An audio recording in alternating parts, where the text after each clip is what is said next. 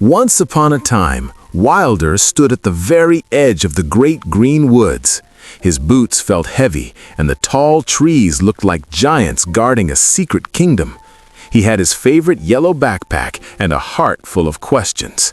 "What lies beyond the shadows?" he whispered to the wind.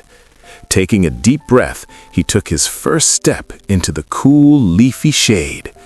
Deep in the woods, the air smelled like damp earth and pine needles. Suddenly, a flash of shimmering blue zipped past his nose. It was a butterfly, but its wings glowed like fallen stars. Wilder's fear began to melt away, replaced by a spark of wonder. He decided to follow the dancing light, wondering where it might lead a curious boy. As he followed the butterfly, Wilder heard a soft, rhythmic whimpering coming from a thicket of thorny brambles. He peeked through the leaves and saw a small fox with fur the color of a sunset. The little creature was stuck, its paw caught in a twist of stubborn vines. The fox looked up with wide amber eyes, trembling slightly. Wilder knew he had to help, but the thorns looked sharp. He remembered what his grandfather always said: "Courage is being scared, but doing the right thing anyway." Slowly and gently, Wilder reached into the brambles. He used a sturdy stick to lift the thorns, humming a soft tune to keep the fox calm.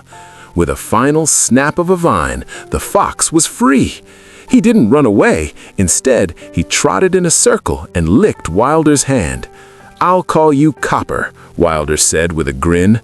Copper yipped happily and nudged Wilder's leg, gesturing for the boy to follow him deeper into the heart of the forest.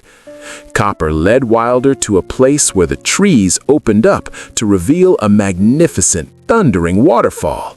The water crashed into a turquoise pool, sending a mist of rainbows into the air.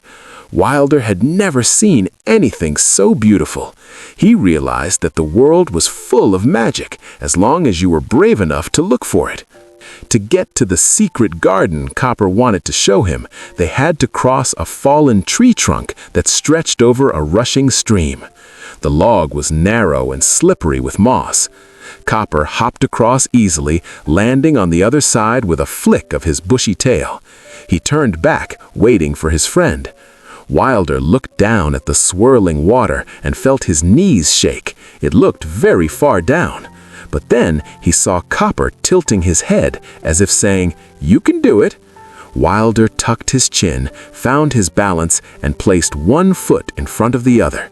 He didn't look down, he only looked at his friend. On the other side of the stream lay a hidden meadow filled with flowers that changed colors as the wind blew. Bluebells turned to silver, and lilies glowed like gold. Wilder and Copper ran through the tall grass, laughing and barking. Wilder realized that his curiosity had led him to a place of pure joy, and his courage had gotten him there. As the sun began to set, painting the sky in violet and orange, Wilder walked back to the edge of the woods.